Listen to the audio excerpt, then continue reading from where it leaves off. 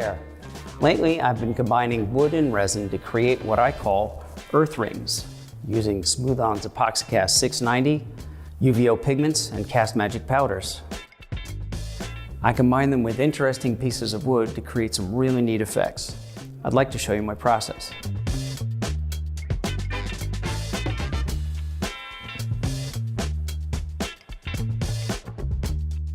I found a suitably figured piece of cherry burl and looked for a section with enough detail to get the effect I wanted. I measured off a 1/2 inch thick section, at least 1 1/4 by 1 1/4 inches in length and width. I'm going to be trimming some of the wood away, but this gives me room to play around with the final fit. The more crazy topography I can capture, the better the effect.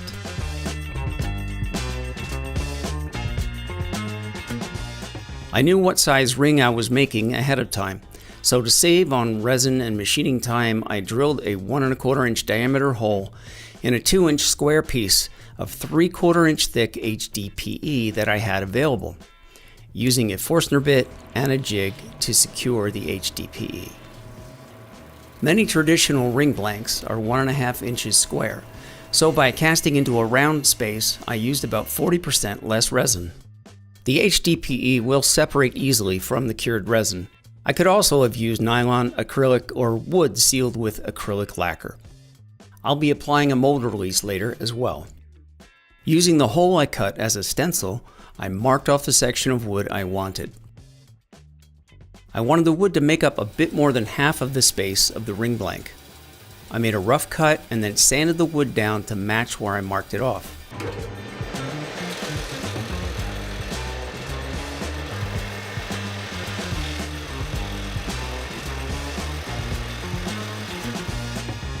When I'm happy with the cut, I'm ready to put the mold together. I cut a piece of melamine board to the same outer dimensions as my block of HDPE to serve as the base of my mold. I brushed a small amount of Ease Release 205 in the center of the melamine, leaving the edges uncoated. I'll need the edges clean so I can glue my block down on the melamine. I also applied the release to the inside of the hole in the HDPE. Using a hot glue gun, I ran a line of glue all the way around the outer edge of the melamine and affixed the HDPE to it, pressing down to get a good seal. I cut some thin strips of sulfur-free Sculptek soft clay and applied them around the hot glue joint to fully seal it and prevent any liquid epoxy from leaking out. Some medium thick or gel instant glue applied to the wood will keep it adhered to the melamine base and prevent it from floating up when casting into the mold. The release agent allows for easy separation from the base. I snugged it up against one side of the hole and pressed down. At that point, my mold was ready for casting. For this, I used EPOXACAST 690, a clear epoxy resin that cures strong and rigid and machines well.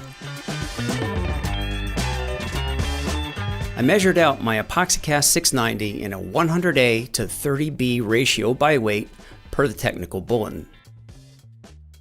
To get my color right, I mixed a very small amount of UVO blue pigment into part A of the EPOXACAST 690. I want some translucency in the casting, and UVO is opaque in larger concentrations. No more than 3% of the total weight of the mixed material should be added to avoid cure inhibition. To get a pearlescent effect, I then added some Cast Magic Silver Bullet to part A and mixed well. Part B is then poured into part A and mixed thoroughly, scraping the sides and bottom to ensure an even mix. EPOXACAST has a long pot life, 5 hours, so I don't have to rush when mixing. I poured the resin into the open space around the wood and let it seek its level.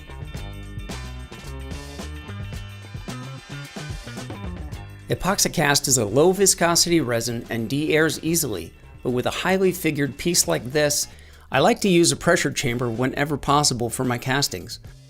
Adding pressure forces resin into pores and small cracks in the wood and minimizes any air pockets. A pressure setting of 60 psi is recommended. I will include a link to a tutorial on pressure casting here if you'd like to learn more. EPOXACAST 690 normally has a demold time of 24 hours, but with a small casting like this, I recommend waiting at least 36 hours, especially since we will be machining the casting later on.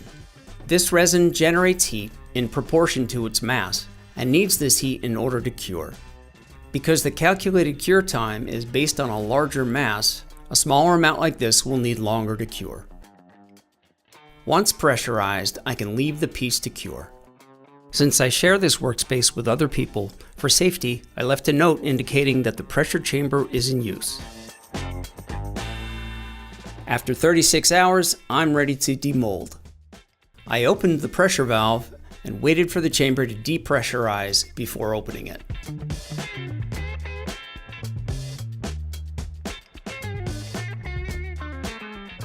I used a chisel to scrape off the clay and to separate the melamine from the HDPE block.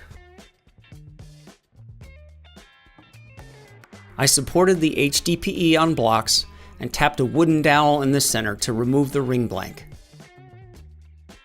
I trimmed off the excess resin with a sharp blade, and now I'm ready to put it on the lathe. The blank looks good. I loaded the blank into a lathe chuck equipped with pin jaws to hold the blank securely. My ring size is a 9, and a 3/4 inch Forstner bit is the perfect size to drill out the center of the ring blank. It's a good idea to lower the motor's speed to around 500 to 800 RPM when drilling into resin. This will avoid heating up the bit too much and softening the resin. I moved the bit slowly in small increments, backing it out occasionally to clear the cuttings.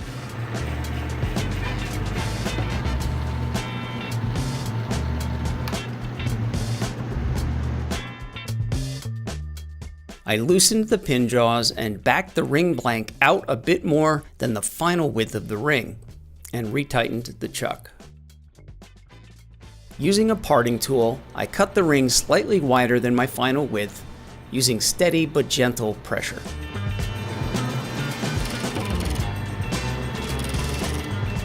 I like the pattern in that Burl. The contrasting shades of the Burl really add interest. The remainder of the blank looked good enough for a second ring, so I went ahead and cut another rough. Burl can be soft in pockets, so I stabilized the rough rings with some thin instant glue. Back on the lathe to trim down the rough ring, I used an expanding mandrel to hold it in place. I could also have used a wooden dowel turned on the lathe to accommodate the ring size. I trimmed up the edges of the ring using a detailing tool.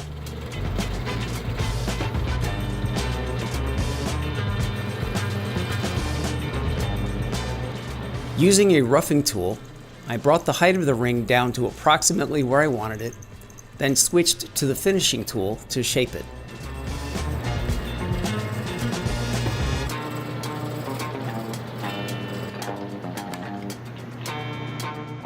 The ring is taking shape by this time.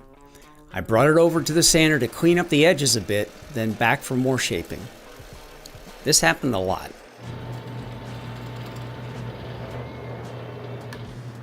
Once I had the ring's profile the way I liked, I used a fine grit sanding pad to smooth it out in preparation for polishing.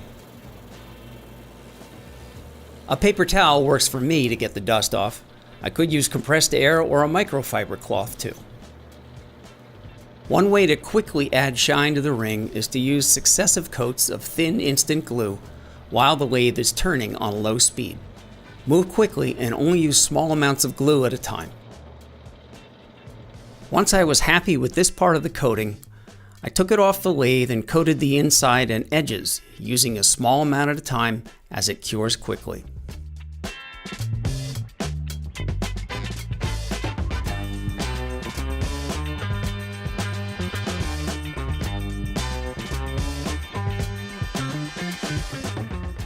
Since I was able to get an extra rough cut out of the ring blank, I decided to mount it on a stainless steel ring core. I had to enlarge the inner diameter of the ring in order to fit the core, So I used an adjustable boring head to route it out.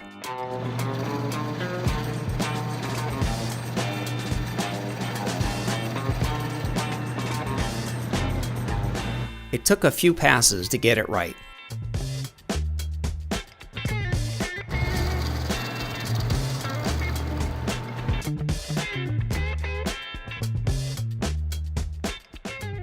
It's a good idea to rough up the outside of the ring core before gluing it into the rough ring. I used a medium thick instant glue for this.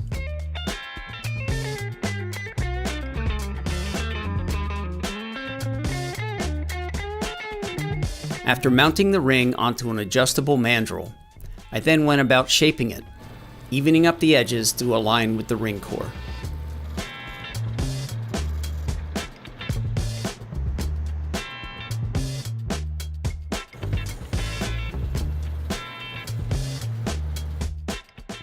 This time, I decided to use a finish and sealing wax to buff the ring out, followed by a polishing wax.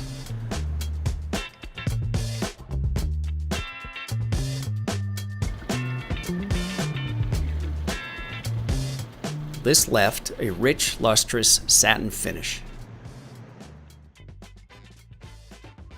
Now that the rings are finished, I tried them on and they fit perfectly. They look great. I had a lot of fun making these rings, and I think they look pretty cool. You can try experimenting with different colors and effects and using other natural materials besides wood. Possibilities are endless.